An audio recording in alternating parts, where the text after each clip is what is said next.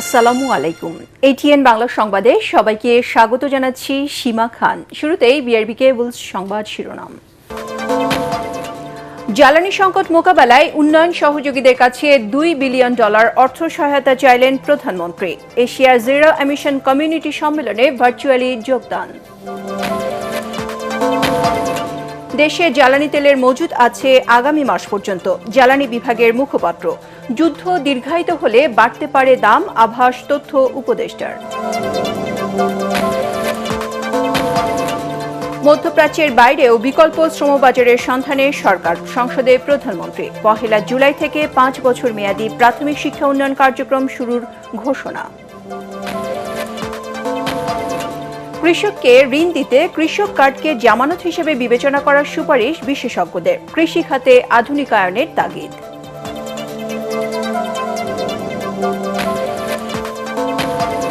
এবং দুদিনের মধ্যে ইসলামাবাদে ইরান আমেরিকা ফের বৈঠকের সম্ভাবনা। শেষ হওয়ার পথেই ইরান যুদ্ধ, ইঙ্গিত ট্রাম্পের।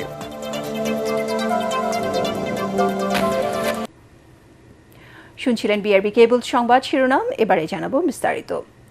জ্বালানি সংকট মোকাবেলা করে বাংলাদেশের অর্থনৈতিক স্থিতিশীলতা বজায় রাখতে উন্নয়ন সহযোগীদের কাছে $2 বিলিয়ন অর্থ সহায়তা চেয়েছেন প্রধানমন্ত্রী Tarique Rahman.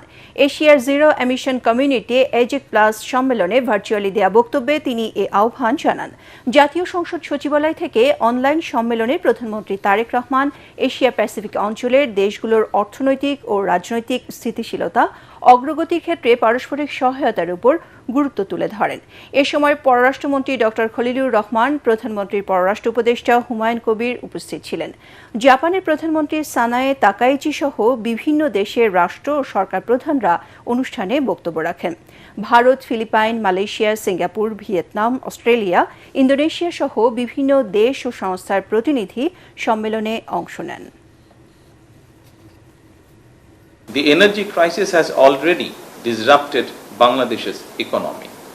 In response, we have taken a range of short-term measures to contain the impact. These include demand-side management through rationing of government office and market hours, stabilizing fuel supply through emergency import and diversification of sourcing, and consumption controls including fuel rationing and limit on retail sales to prevent hoarding and panic buying through initiatives such as Fuel App. Bangladesh is seeking to mobilize $2 billion from development partners to meet our immediate energy needs and safeguard our economic stability. We urge the international community to respond swiftly and positively to this call. এদিকে পররাষ্ট্র মন্ত্রণালয়ে এ নিয়ে এক ব্রিফিংয়ে প্রধানমন্ত্রীর উপদেষ্টা হুমায়ুন কবির জানান, জ্বালানি সংকট মোকাবেলায় জাপান সহ তার উন্নয়ন সহযোগীদের সুনির্দিষ্ট প্রস্তাব দিয়েছে বাংলাদেশ। এসব প্রস্তাবনা বিবেচনা করেই উন্নয়ন সহযোগীরা সহযোগিতায় এগিয়ে আসবে। তিনি বলেন, জনগণের বিপুল ভোটে নির্বাচিত তারেক রহমানের সরকার দেশের স্বার্থ ও মর্যাদা সমুন্নত রেখে বন্ধুপ্রতিম দেশ ও উন্নয়ন সহযোগীদের সাথে কাজ করে যাচ্ছেন। মাননীয় প্রধানমন্ত্রী বিশ্বাস করেন যে এই আন্তর্জাতিক উদ্যোগ অ্যালাইজদের সাথে যদি মিলে আমরা একটা প্ল্যাটফর্ম থেকে, এশিয়া প্যাসিফিক প্ল্যাটফর্ম থেকে একটা রেজিলিয়েন্স ফ্রেমওয়ার্ক বিল্ড আপ করতে পারি, যেখানে ফাইন্যান্সিয়াল সাপোর্টও থাকবে, পলিটিক্যাল সাপোর্টও থাকবে। So we can in terms of Asia should provide that leadership in overcoming the challenges of this energy crisis. What we are saying is we are also providing a financial framework for people to look at from a best practice point of view and work out what kind of resource mobilization actually দরকার। তো আমরা একটা হিসাব ওখানে place করছি ওইভাবে। দেশে আগামী মাস পর্যন্ত জ্বালানি তেলের মজুদ আছে। ডিজেল, অকটেন, পেট্রোল আছে 1.5 লাখ টন। এসব তথ্য জানিয়ে জ্বালানি মন্ত্রণালয়ের মুখপাত্র বলেন, 1.5 মাসে 5,42,000 টন তেল অবৈধ মজুতদারদের কাছ থেকে উদ্ধার করা হয়েছে। অন্যদিকে প্রধানমন্ত্রী তথ্য উপদেষ্টা ডাক্তার জাহিদুর রহমান জানান, মন্ত্রীদের জ্বালানি বরাদ্দ 30% কমানো হয়েছে। দীর্ঘদিন ইরান যুদ্ধ চললে দেশে তেলের দাম বাড়তে পারে বলেও জানান তিনি। সচিবালয়ে এসব কথা বলেন তারা। রিপোর্টে জানাচ্ছেন মাহবুব কবির চপল। অন্ধের দেশে আয়না বিক্রি, এমন প্রবাদের মতোই দেখা যাচ্ছে পাম্পের সামনে। সরকার বলছে তেলের সংকট নেই, কিন্তু বাস্তবে মিল পাচ্ছেন না গাড়ির মালিকরা। জ্বালানি মন্ত্রণালয় বলছে অবৈধ মজুতের কারণেই এমনটা ঘটছে। বিভিন্ন স্থানে অভিযান চালিয়ে উদ্ধার করা হয়েছে 5,42,000 লিটার তেল।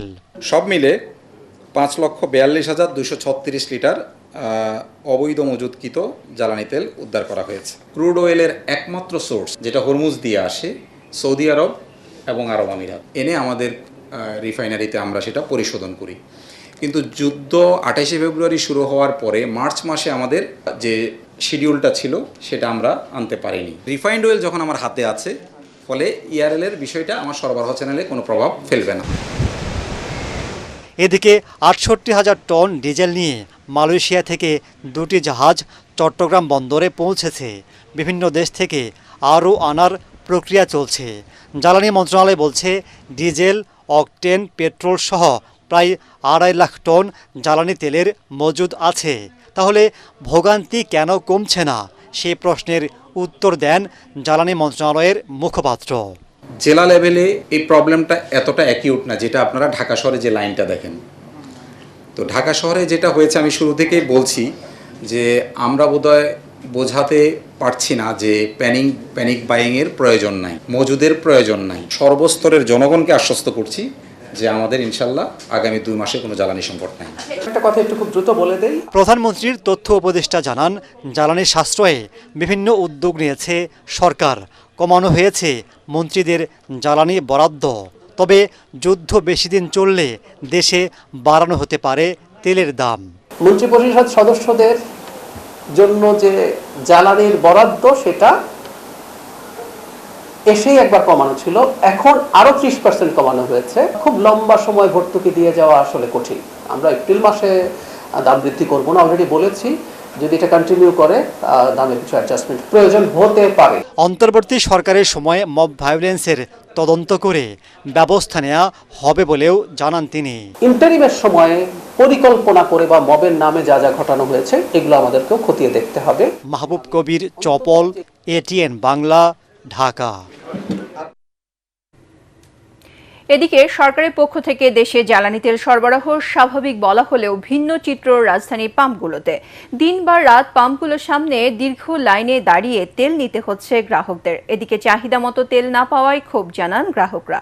পাম্প মালিকরা বলছেন, বৈশাখের ছুটিতে ডিপো বন্ধ থাকা ও আতঙ্ক থেকেই বেশি বেশি তেল সংগ্রহ করেছেন গ্রাহকরা।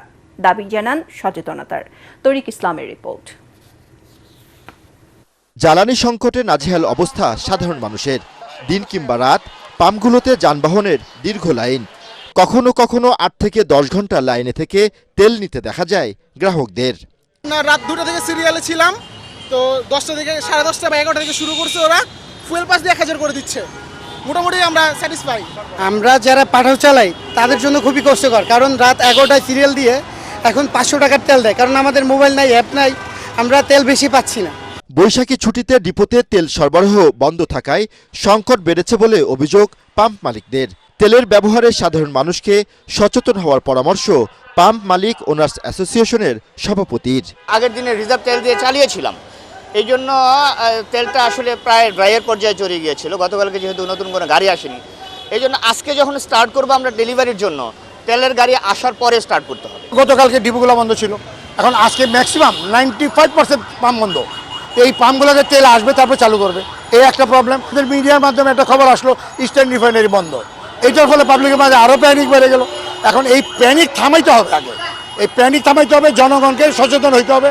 এই সমস্যা বৈশ্বিক সমস্যা, ওনাদের যার যেটুক প্রয়োজন ওটুক তেল নেক, তাহলে সমস্যা হবে না। এদিকে দিনরাত তেল দিতে যে হিমশিম অবস্থা পাম্প কর্মীদের। অনেকেই অসুস্থ হওয়ার কথাও জানান। আমাদের ডিউটি ডাবল, আমাদের কোনো শিফটিং ডিউটি নেই। ওনারা বসে যেভাবে বলতেছে এইভাবে, আমাদের কোনো রেস্ট নাই। আমাদের কোনো সকাল থেকে রাত্রে 10টা পর্যন্ত তেল যতক্ষণ থাকে ততক্ষণ আমরা সার্ভিস দিয়েছি কাস্টমারের সুবিধার জন্য। আমাদের তো অনেক পরিশ্রম হইতেছে, তারপরে তো সার্ভিস দিতে হবে, দিতেছি, কিছু করার নাই। আমরা ডেলি মনে করতে না পা দিনে 3 টাকা খাইতেছি, না পা 1টা।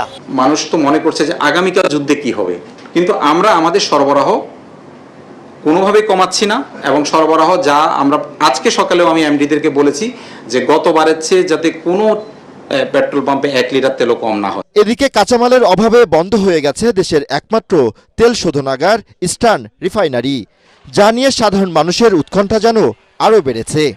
তরিক ইসলাম, এটিএন বাংলা, ঢাকা।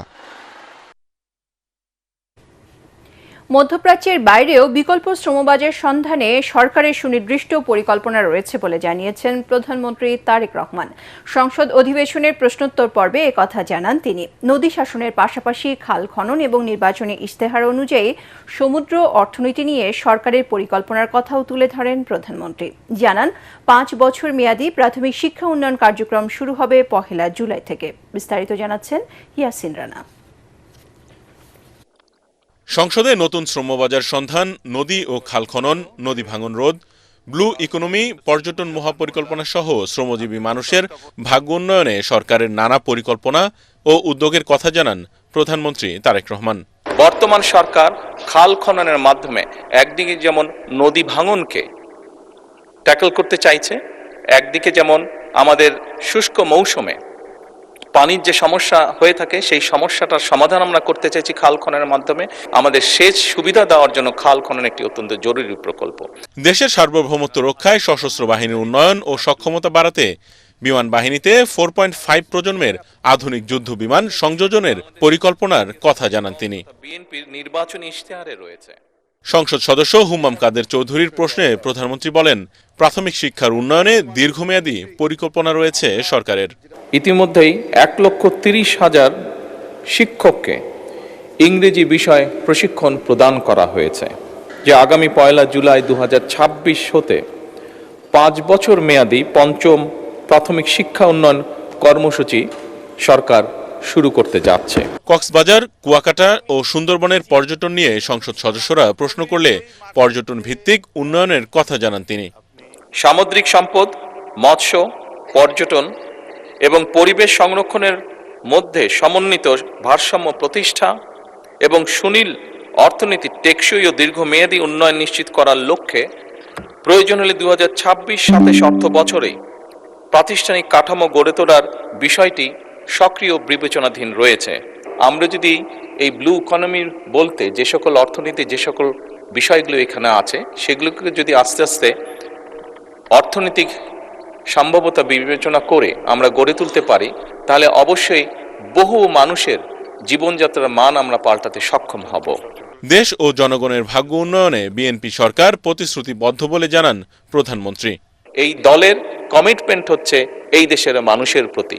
আমাদের যে ম্যানিফেস্টো ছিল সেখানে যেরকম আমরা শিল্পোদ্যোক্তা যারা আছেন তাদের জন্য যেরকম পলিসি গ্রহণ করেছি, একইভাবে খেটে খাওয়া মানুষ, বিভিন্ন শ্রেণী পেশার মানুষ যারা ওয়ার্কিং ক্লাস বা খেটে খাওয়া মানুষ, তারা কিভাবে ধীরে ধীরে তাদের জীবনযাত্রা মান উন্নয়ন করতে পারে, সেজন্য আমরা বিভিন্ন রকম পলিসি গ্রহণ করেছি। নারী শিক্ষা উন্নয়নে প্রত্যেক উপজেলায় একটি করে কলেজ জাতীয়করণ করার কথা জানান প্রধানমন্ত্রী তারেক রহমান। সেই স্রোতটিকে যাতে আমরা মোটামুটি ইয়াসিন রানা, এটিএন বাংলা, ঢাকা। কৃষক কার্ডকে জামানত হিসেবে বিবেচনা করে ব্যাংক সহ অন্যান্য আর্থিক প্রতিষ্ঠান ঋণ দিলে অসচ্ছল কৃষকরা ঘুরে দাঁড়াতে পারবে বলে মনে করেন কৃষিবিদরা। তাদের মতে দেশের প্রেক্ষাপটে কৃষির আধুনিকায়ন ছাড়া শিল্প বিপ্লব সম্ভব নয়। তবে প্রধানমন্ত্রী তারেক রহমানের কৃষকদের ঘিরে পরিকল্পনা সফল হলে দীর্ঘদিনের বিড়ম্বনার অবসান হবে বলে অভিমত কৃষিবিদদের। মিজান শাহজাহানের রিপোর্ট। পর্যায়ক্রমে 2,75,00,000 কৃষকের কাছে পৌঁছানো হবে কৃষক কার্ড। পহেলা বৈশাখে টাঙ্গাইলে এর আনুষ্ঠানিক সূচনা করেন প্রধানমন্ত্রী তারেক রহমান। পর্যায়ক্রমিকভাবে ইনশাআল্লাহ সরকারের এই উদ্যোগকে সফল করতে হলে বেশ কিছু ক্ষেত্রে সংস্কার করতে হবে বলে জানান কৃষিবিদরা। তারা বলেন, কৃষকদের বড় একটি অংশের নিজস্ব জমি নেই, তারা বর্গা চাষি, ফলে জমির বিপরীতে ঋণ তুলতে পারেন না। সেক্ষেত্রে কৃষক কার্ড হতে পারে জমির বিকল্প জামানত। যে কৃষক কার্ডের মাধ্যমে আমরা ঋণের নিশ্চয়তা প্রদান করতে পারি, কারণ অনেক কৃষকের কিন্তু জমি থাকে না, তখন জমি বন্ধক দিতে পারে না। আবার যার কৃষকের জমি আছে তার বন্ধক দেওয়া অনেকটা সমস্যা। এই ক্ষেত্রে একটা কৃষক কার্ডই জামানত হিসেবে এটা ব্যবহার করা যায়। কৃষি ঋণের সঙ্গে সঙ্গে কিন্তু বীমা জড়িত, এবং বীমা যারা করে কৃষকের জন্য সেখানেও তো কিন্তু কৃষক কার্ডটা খুবই প্রয়োজন হতে পারে। আর সবচেয়ে বড় বিষয় হলো যে আমরা অনেক সময় নগদ সহায়তা দিয়ে থাকি এবং নগদ সহায়তার জন্য কৃষক কার্ডটা খুবই দরকার। শেরেবাংলা কৃষি বিশ্ববিদ্যালয়ের অধ্যাপক রঞ্জন রায় বলেন, যাদের জমি কম কিংবা অন্যের জমি আবাদ করেন তাদের অগ্রাধিকার দিতে হবে কৃষক কার্ডে। যারা প্রকৃত কৃষক, যার জমি কম, যারা স্মল ফার্মার, মার্জিনাল ফার্মার, তারা কিন্তু এই কার্ডটা পাবে। যাদের অনেক জমি আছে তার যদি ওই জিও ট্যাগিংয়ে সে কিন্তু এটাতে এর বাইরে চলে যাবে। তো সেই জায়গাটায় জিও ট্যাগিংটা নিয়ে আমাদের কিন্তু দুর্বলতা আছে, সেটাও কিন্তু এখানে শক্তভাবে যেন ইন্টিগ্রেট করা হয়, নতুবা কিন্তু কার্ড নিয়ে জালিয়াতি হতে পারে। তৃণমূলের কৃষকদের লাভের বড় অংশ চলে যায় মধ্যস্বত্বভোগীদের পকেটে। একথা জানিয়ে কৃষিবিদরা বলেন, কৃষক কার্ডের মাধ্যমে পাইকারি বাজারের সাথে সরাসরি সমন্বয় করতে পারবেন তারা, ফলে মধ্যস্বত্বভোগীদের দৌরাত্ম্যের অবসান হবে। এই কার্ড দেওয়ার ফলে কৃষকরা যেমন মধ্যস্বত্বভোগীদের দৌরাত্ম্য থেকে বিরত থাকবে, তারা রেহাই পাবে। কৃষি উৎপাদনের জন্য কৃষি উপকরণ, বীজ, সার, কীটনাশক, সেচ সুবিধা, মোবাইলের ট্রেনিং, আগাম আপনার আবহাওয়া সম্পর্কে জানতে পারবে এবং সমবায় ভিত্তিতে কৃষি ব্যবস্থাপনায় যা যা প্রয়োজন ব্যাংকিং সিস্টেমের মাধ্যমে এই কার্ডের আওতায় অগ্রাধিকার পেয়ে মধ্যস্বত্বভোগীদের দৌরাত্ম্য থেকে কৃষকরা সরাসরি রাষ্ট্রের সেবা পাবে, নিশ্চিত হবে। জমিদারি আমল, মহাজনের সুদের জালে যুগে যুগে বন্দী ছিল কৃষকরা। এবার সেই রক্তচোষাদের বন্দিদশা থেকে মুক্ত হয়ে আত্মনির্ভরশীল স্মার্ট কৃষক হতে চায় দেশের কর্মমুখী পেশার এসব মানুষ। মিজান শাহজাহান, এটিএন বাংলা, ঢাকা। রাজধানী মতিঝিল শাপলা চত্বরে 2013 সালের 5 মে হেফাজত ইসলামের সমাবেশে গণহত্যার অভিযোগে মানবতা বিরোধী অপরাধের মামলায় এবার আসামি হচ্ছেন সাবেক আইজিপি চৌধুরী আব্দুল্লাহ আল মামুন। ওই ঘটনায় তার সম্পৃক্ততা পেয়েছে আন্তর্জাতিক অপরাধ ট্রাইব্যুনালের তদন্ত সংস্থা। ট্রাইব্যুনালে এক ব্রিফিংয়ে চিফ প্রসিকিউটর আমিনুল ইসলাম আরও জানান, সে সময় র্যাবে কর্মরত ছিলেন চৌধুরী আব্দুল্লাহ আল মামুন। এ মামলায় যাদেরই সম্পৃক্ততা মিলবে তাদেরই আইনের আওতায় আনা হবে। শাপলা চত্বর হত্যাকাণ্ড মামলায় সাবেক প্রধানমন্ত্রী শেখ হাসিনা, সাবেক আইজিপি AKM শহীদুল হক, সাবেক সেনা কর্মকর্তা জিয়াউল আহসান, সাবেক ডিআইজি জলিল মণ্ডল সহ প্রায় 30 জনের বিরুদ্ধে তদন্ত চলছে। শিগগিরই তদন্ত প্রতিবেদন দাখিল করা হবে বলেও জানান চিফ প্রসিকিউটর। আগামী 10-15 দিনের মধ্যে আমরা চেষ্টা করছি যে শাপলা চত্বর যে একটা নারকীয় হত্যাযজ্ঞ যেটা হয়েছে, একটা সারা পৃথিবীর মানুষের, বিবেকবান মানুষকে যারা আহত করেছে এই মানবতা বিরোধী অপরাধ, সেটার মধ্যে আমরা যাদের সম্পৃক্ততাই পাওয়া যাবে, এটা সিভিলিয়ান হোক, পুলিশ পার্সোনাল হোক, র্যাব হোক, আর্মি অফিসার হোক, যাদের এই কর্মকাণ্ডের সাথে সম্পৃক্ততা ছিল বা আমরা পাবো, প্রত্যেককে আমরা বিচারের আওতায় নিয়ে আসবো। মক্কা মদিনার সরকারি ও বেসরকারি হাজিদের বাড়ি ভাড়া সম্পন্ন হয়েছে। একই সাথে হাজিদের সেবায় 400 হজ কর্মী নিয়োগ দিয়েছেন বাংলাদেশ হজ মিশন। হাজিদের বরণে সব প্রস্তুতি শেষ করেছে সৌদি সরকারও। মিনা, মুজদালিফা এবং আরাফাত ময়দানের যাবতীয় কাজও শেষের পথে। সৌদি আরব থেকে সাজিদুল ইসলামের রিপোর্ট, জানাচ্ছেন জাহিদুল আলম।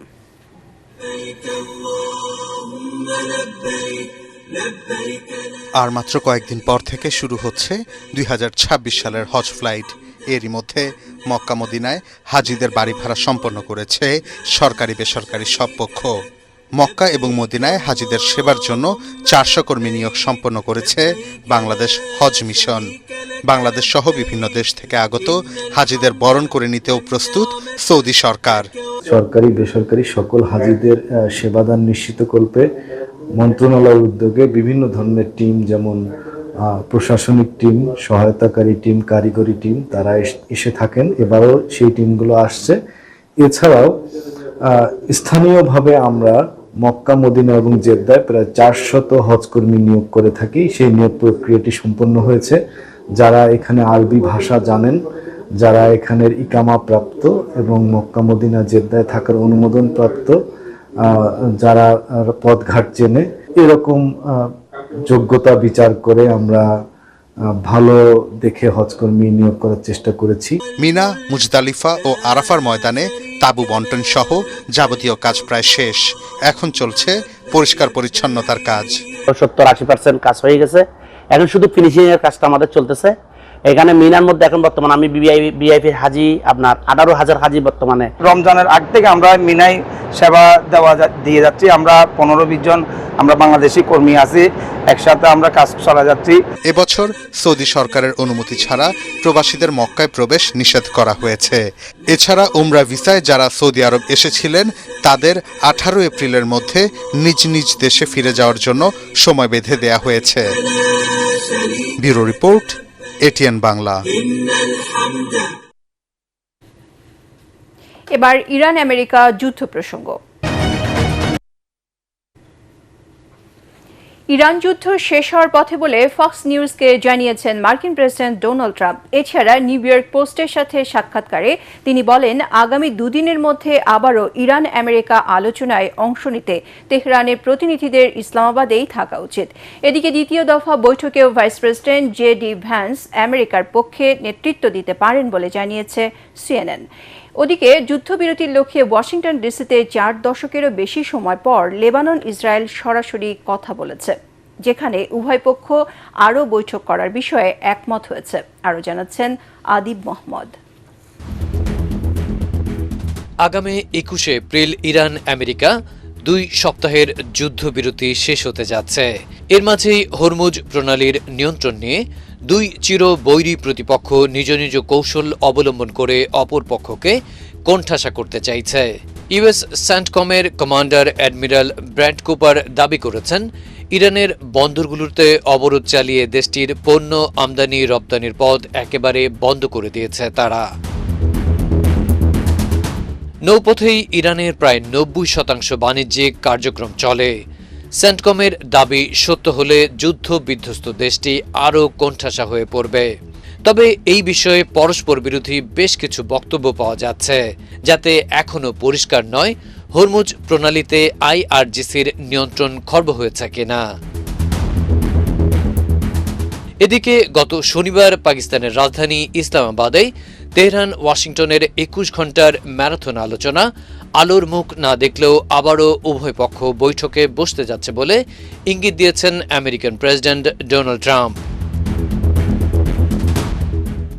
নিউ ইয়র্ক পোস্টের সাথে একান্ত সাক্ষাৎকারে তিনি বলেছেন, তেহরানের প্রতিনিধিদের পাকিস্তানের রাজধানী ইসলামাবাদেই থাকা উচিত, কারণ সেখানে যেতে আগ্রহী যুক্তরাষ্ট্রের প্রতিনিধিরাও। এছাড়া আসছে 2 দিনের মাঝে ইতিবাচক কিছু একটা ঘটতে পারে বলেও আশাবাদ জানিয়েছেন ট্রাম্প। অন্যদিকে ফক্স নিউজকে ট্রাম্প জানালেন, ইরান যুদ্ধ প্রায় শেষ হওয়ার পথে। এবিসি নিউজের জনাথন কার্ল বলছেন, প্রেসিডেন্ট যুদ্ধবিরতির মেয়াদ বাড়াতে আগ্রহী নন, বরং তিনি আশা করছেন আসছে বৃহস্পতিবারের মাঝেই বিস্ময়কর কিছু ঘটতে পারে। এদিকে দ্বিতীয় দফা বৈঠকেও ভাইস প্রেসিডেন্ট জে.ডি. ভ্যান্স আমেরিকার পক্ষে নেতৃত্ব দিতে পারেন বলে জানিয়েছে সিএনএন। ওদিকে পাকিস্তানের প্রধানমন্ত্রী শেহবাজ শরীফ মধ্যপ্রাচ্যে শান্তি প্রতিষ্ঠায় সৌদি আরব এবং তুর্কি সফরের উদ্যোগ নিয়েছেন বলে জানিয়েছে আল জাজিরা। অন্যদিকে যুদ্ধবিরতির লক্ষ্যে ওয়াশিংটন ডিসিতে 4 দশকেরও বেশি সময় পর লেবানন ইসরায়েল সরাসরি আলোচনা হয়েছে। 1993 সালের পর আমেরিকার মধ্যস্থতায় মুখোমুখি হয়ে উভয় পক্ষ আরও বৈঠক করার বিষয়ে একমত হয়েছে, যদিও তেল আভিভ জানিয়েছে তারা দক্ষিণ লেবাননে আগ্রাসন চালিয়ে যাবে। আদিব মোহাম্মদ, এটিএন বাংলা। সামাজিক যোগাযোগ মাধ্যমে ভিকটিমের আইডি ব্যবহার করে একের পর এক নারীকে বাসায় নিয়ে ধর্ষণ করে ভিডিও ধারণ করত রাশেদুল ইসলাম রাব্বি। গেল 1 মাসে ডজনেরও বেশি নারীকে প্রতারণা করে সর্বস্ব লুটের তথ্য প্রমাণ পেয়েছে পুলিশ। যাত্রাবাড়ি এলাকা থেকে ছদ্মবেশে অভিযান চালিয়ে আসামি রাব্বিকে গ্রেপ্তার করা হয়। মনির হোসেন, তপু রিপোর্ট। রাশেদুল ইসলাম রাব্বি তথ্য প্রযুক্তিতে দক্ষ হয় নারীদের ফাঁদে ফেলতে ব্যবহার করত সামাজিক যোগাযোগ মাধ্যম। ভুক্তভোগীদের ফেসবুক আইডি ব্যবহার করে ফ্রেন্ড লিস্টে থাকা পরিচিত জনদের কাছে সাহায্য চাওয়ার নামে কৌশলে নারীদের যাত্রাবাড়ির ধনিয়া এলাকায় ভাড়া বাসায় নিয়ে যেত রাব্বি। পরে ধর্ষণ করে জোরপূর্বক ভিডিও ধারণ করে পর্ন সাইটে আপলোড দেওয়ার হুমকি দিয়ে অর্থ হাতিয়ে নিত ধর্ষক রাব্বি। গ্রেফতারের পর গেল 1 মাসে 13 জন নারীকে হেনস্থা ও ধর্ষণের কথা স্বীকার করে আসামি। ডিএমপি মিডিয়া সেন্টারে সংবাদ সম্মেলনে এসব তথ্য জানায় পুলিশ। মোবাইল কেড়ে নেয় এবং এই মোবাইল কাড়ার ফলে মোবাইল বিক্রি করার আগে তার সোশ্যাল মিডিয়ার অ্যাকাউন্টের যতগুলো আছে অ্যাকাউন্ট সে নিজের করে নেয়, তারপরে আবার ওইখান থেকে আরেক মেয়ের সাথে শুরু করে। তো আমরা এ পর্যন্ত এটা ঘটনার কিন্তু খুব বড় না। 4ই মার্চ আমাদের প্রথম ভিকটিমের আমরা জিডি পাইছি এবং সর্বশেষ হলো 9ই এপ্রিল, মানে এই 1 মাস 5 দিনের মধ্যে আমরা পাইছি এ পর্যন্ত 10টা, সে স্বীকার করছে 13টা। অভিযুক্তের কাছ থেকে জব্দ করা মুঠোফোনে ভুক্তভোগীদের নগ্ন ভিডিও পাওয়া গেছে। আচ্ছা, ওর তো ডেন আমি বললাম, ওর আশ্রয়স্থল ছিল, মানে যে বাসায় মেয়েদেরকে নিয়ে যেত সেটা সিদ্ধিরগঞ্জ না, সেটা দনিয়া কলেজের পাশে বর্ণমালা স্কুল আছে, আপনারা চিনেন, বর্ণমালা স্কুলের পাশে। আমরা এখন পর্যন্ত 2টা বাসা পাইছি। দিনের বেলা হইলে সে এক বাসায় নিয়ে যেত, রাতের বেলা হইলে অন্য বাসায় নিয়ে যেত। বাসা হাফ ডান একটা বিল্ডিং, 1টা বা 2টা রুম সে ব্যবহার করতো। আমরা খুঁজতেছি অ্যাসোসিয়েট আছে কিনা। ধর্ষক রাব্বির সাথে আরও কেউ আছে কিনা তা খতিয়ে দেখছে পুলিশ। রিমান্ডে জিজ্ঞাসাবাদে আরও চাঞ্চল্যকর তথ্য বের হয়ে আসবে এমনটি মনে করছেন তদন্তকারী কর্মকর্তা। মনির হোসেন তপু, এটিএন বাংলা, ঢাকা। ফুটপাত ব্যবহার উপযোগী রাখতে সরকার তালিকা করে ফুটপাতের ব্যবসায়ীদের লাইসেন্স প্রদান করবে বলে জানিয়েছেন ঢাকা দক্ষিণ সিটি কর্পোরেশনের প্রশাসক আব্দুস সালাম। ঢাকা মেডিকেল কলেজ হাসপাতালের সামনে ফুটপাত দখলমুক্ত করে নান্দনিক পরিবেশ সৃষ্টি শীর্ষক পাইলট প্রকল্পের উদ্বোধন শেষে এ কথা বলেন তিনি। এছাড়াও অল্প জায়গায় অধিক দোকান যেন বসতে না পারে, সেজন্য হকার কোথায় বসবে সেটার গাইডলাইন দেওয়া হবে বলেও জানান তিনি। আগামী 1 সপ্তাহের মধ্যে জরিপ করে শৃঙ্খলা আনার বিষয়ে কাজ করা হচ্ছে বলেও জানান এই প্রশাসক।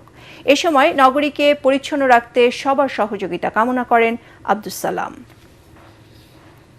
ঢাকা শহরে কোথায় কোথায় কোন ভেন্ডাররা বসবে আমরা সেটা লাইসেন্স দেব। এইখানেও কিছু দোকানপাট আমরা দেব, কিন্তু সেটা আমাদের থেকে লাইসেন্স নিতে হবে যাতে পরিষ্কার পরিচ্ছন্নতা রাখে, ঠিক থাকে। আমরা সব জায়গায় ভেন্ডারদের দেব, কিন্তু কয়টা দেব? 10 জনের জায়গায় যদি আপনি এখন 1000 বসায় দেন তাহলে তো হবে না। যেখানে 10 জন দরকার আমরা 10 জনই দেব, কিন্তু আমরা চিহ্নিত করে দেব। এবার অর্থ সংবাদ।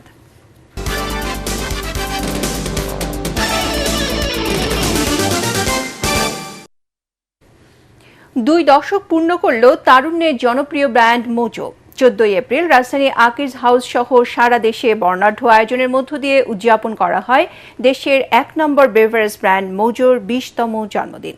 এ উপলক্ষে ধানমন্ডি রবীন্দ্র সরোবর ও উত্তরা ফ্রেন্ডস ক্লাব মাঠে দিনব্যাপী বৈশাখী মেলা ও কনসার্টের আয়োজন করা হয়, যা 18 এপ্রিল পর্যন্ত চলবে। ইস্ট ওয়েস্ট ইউনিভার্সিটিতে শিক্ষক ও শিক্ষার্থীদের অংশগ্রহণে উদযাপন করা হয় মোজোর 20তম জন্মদিন। এছাড়াও হাতিরঝিল অ্যাম্ফিথিয়েটারে অনুষ্ঠিত বৈশাখী মেলা ও কনসার্টে উৎসবটি উদযাপন করা হয়। আকিজ ফুড অ্যান্ড বেভারেজ লিমিটেডের সিইও সৈয়দ জহুরুল আলম বলেন, ভোক্তাদের ভালোবাসায় খুব অল্প সময়ের মধ্যে মোজো বাংলাদেশের 1 নম্বর বেভারেজ ব্র্যান্ড হিসেবে স্বীকৃতি পেয়েছে। অনুষ্ঠানে আরও উপস্থিত ছিলেন senior brand manager Adnan Shafiq সহ অন্যান্য কর্মকর্তারা। দেশব্যাপী প্রায় 40টি বৈশাখী মেলায় মোজোর পক্ষ থেকে আয়োজন করা হয় fun and games.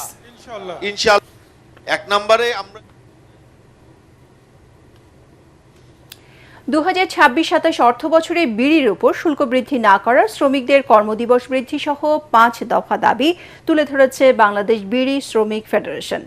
NBR budget সভায় বিড়ির উপর শুল্ক বৃদ্ধির প্রস্তাবের প্রতিবাদে জাতীয় প্রেস ক্লাবে আয়োজিত সংবাদ সম্মেলনে এসব দাবি তুলে ধরেন বক্তারা। এ সময় বিড়ি দেশীয় শ্রমিক বান্ধব শিল্প উল্লেখ করে এটিকে কুটির শিল্প হিসেবে অন্তর্ভুক্ত করার আহ্বান জানান তারা। পাশাপাশি দেশীয় শিল্প টিকিয়ে রাখতে বিড়ি ও সিগারেটের আয়করে বৈষম্য দূর করার কথাও জানান বক্তারা।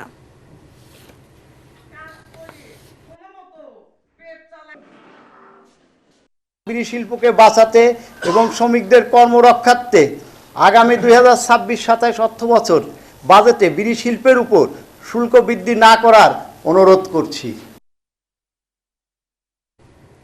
এবারে আন্তর্জাতিক সংবাদ।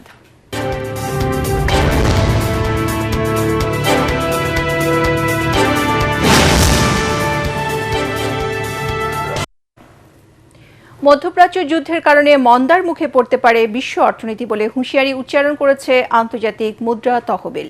মঙ্গলবার যুক্তরাষ্ট্রের রাজধানী ওয়াশিংটন ডিসিতে IMF এর লিড ইকোনমিস্ট পিয়েক অলিভার গারিনচাস ওই বার্তা দিয়েছেন। ইকোনমিক আউটলুকের ব্রিফিংয়ে তিনি বলেন, হরমুজ প্রণালী বন্ধ উপসাগরীয় অঞ্চলে গুরুত্বপূর্ণ অবকাঠামোর ব্যাপক ক্ষয়ক্ষতিতে, বড় ধরনের জ্বালানি সংকটের ঝুঁকিতে গোটা বিশ্ব।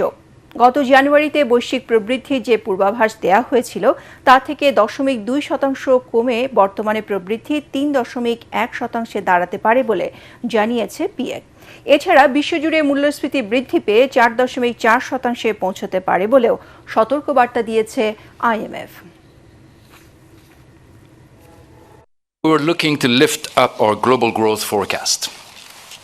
Now, war in the Middle East has halted this momentum.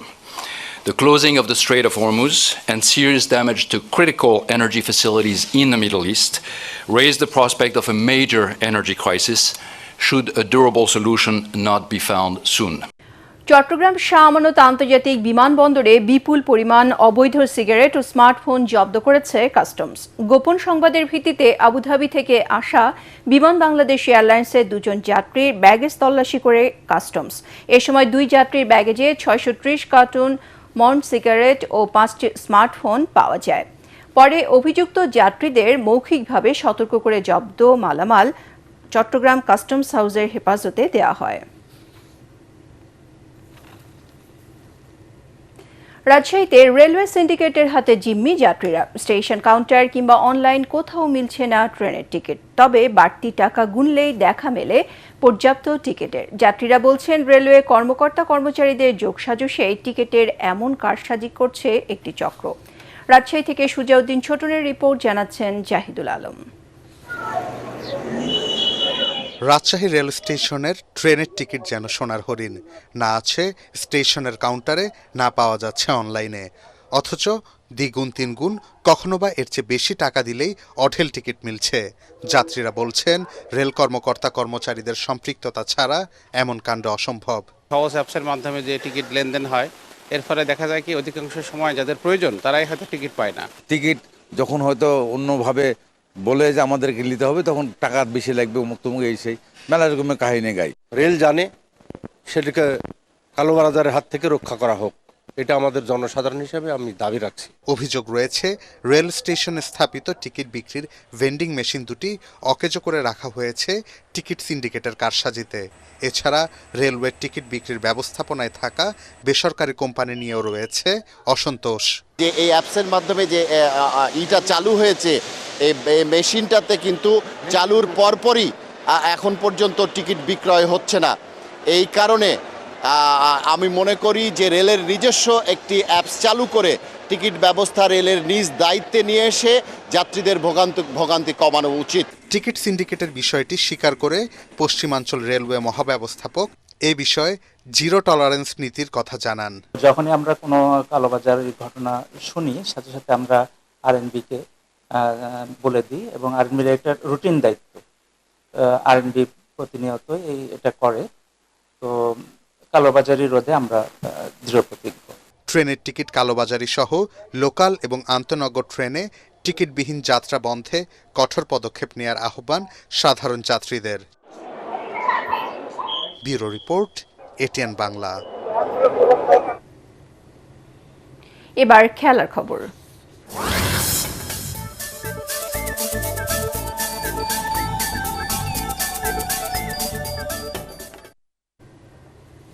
নিউজিল্যান্ডের দেয়া চ্যালেঞ্জ মোকাবেলায় প্রস্তুত আছে বাংলাদেশ ক্রিকেট দল। মিরপুর শেরে বাংলা স্টেডিয়ামে এক সংবাদ সম্মেলনে একথা জানান টাইগারদের হেড কোচ ফিল সিমন্স।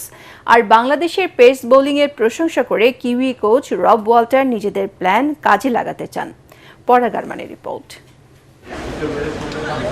দুদিন পরেই ওয়ানডে সিরিজে নিউজিল্যান্ডের মুখোমুখি হবে বাংলাদেশ ক্রিকেট দল, তাই নিজেদের ছালিয়ে নিচ্ছেন ফিল সিমন্সের শিষ্যরা। সরাসরি বিশ্বকাপ ক্রিকেটে অংশ নিতে এই সিরিজে জয়ের কোনো বিকল্প নেই বাংলাদেশের সামনে। তবে সাদা বলের এই সিরিজে কিউইরা টাইগারদের চ্যালেঞ্জ জানাতে মুখিয়ে থাকবে বলে জানান বাংলাদেশ দলের হেড কোচ। প্রত্যেকটা সিরিজই চ্যালেঞ্জের। নিউজিল্যান্ডের বিপক্ষে সিরিজটাও আমাদের জন্য ভিন্ন রকম এক চ্যালেঞ্জের, তবে আমরা সব ধরনের চ্যালেঞ্জ মোকাবেলা করার জন্য তৈরি আছি। তাছাড়া পাকিস্তানকে পরাজিত করে আমাদের দলটাও আছে ভালো অবস্থায়। বাংলাদেশের সে নিউজিল্যান্ডও অনুশীলনে ব্যস্ত সময় পার করছে, কিন্তু এদেশের কন্ডিশন চিন্তায় ফেলেছে তাদেরকে। স্বাগতিক দেশের ব্যাটার বোলারদের সঙ্গে কন্ডিশনের চ্যালেঞ্জ মোকাবেলাও করতে হবে কিউইদের। সংবাদ সম্মেলনে তেমনটাই জানান হেড কোচ রব ওয়াল্টার। বাংলাদেশ একটি কোয়ালিপূর্ণ দল, পাকিস্তানকে হারিয়ে তারা সেটা প্রমাণ করেছে। নতুন কিছু খেলোয়াড়কে এমন কোয়ালিটিপূর্ণ দলের বিপক্ষে খেলাতে পারাটা দারুণ সুবিধার। অভিজ্ঞতা আপনি কিনতে পারবেন না, মাঠে নেমে খেলে তা অর্জন করতে হয়। মিরপুর শেরবাংলা স্টেডিয়ামে শুক্রবার প্রথম ওয়ানডেতে নিউজিল্যান্ডের বিপক্ষে খেলতে নামবে বাংলাদেশ। পরাগ আরমান, এটিএন বাংলা, ঢাকা। সংবাদ শেষ করার আগে বিআরবি কেবল শিরোনামগুলো আরও একবার। জ্বালানি সংকট মোকাবেলায় উন্নয়ন সহযোগীদের কাছে $2 বিলিয়ন অর্থ সহায়তা চাইলেন প্রধানমন্ত্রী। এশিয়ার জিরো এমিশন কমিউনিটি সম্মেলনে ভার্চুয়ালি যোগদান। দেশে জ্বালানি তেলের মজুদ আছে আগামী মাস পর্যন্ত, জ্বালানি বিভাগের মুখপাত্র। যুদ্ধ দীর্ঘায়িত হলে বাড়তে পারে দাম, আভাস তথ্য উপদেষ্টার। মধ্যপ্রাচ্যের বাইরেও বিকল্প শ্রমবাজারের সন্ধানে সরকার, সংসদে প্রধানমন্ত্রী। 1 জুলাই থেকে 5 বছর মেয়াদী প্রাথমিক শিক্ষা উন্নয়ন কার্যক্রম শুরুর ঘোষণা। কৃষককে ঋণ দিতে কৃষক কার্ডকে জামানত হিসেবে বিবেচনা করার সুপারিশ বিশেষজ্ঞদের। কৃষি খাতে আধুনিকায়নের তাগিদ।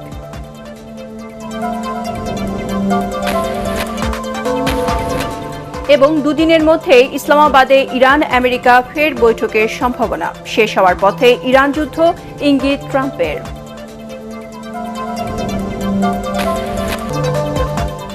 পরবর্তী সংবাদ দেখার আমন্ত্রণ জানিয়ে এখনকার মতো শেষ করছি। এটিএন বাংলা সংবাদ ইউটিউবে দেখতে ব্রাউজ করুন youtube.com/ATN Bangla News। ধন্যবাদ।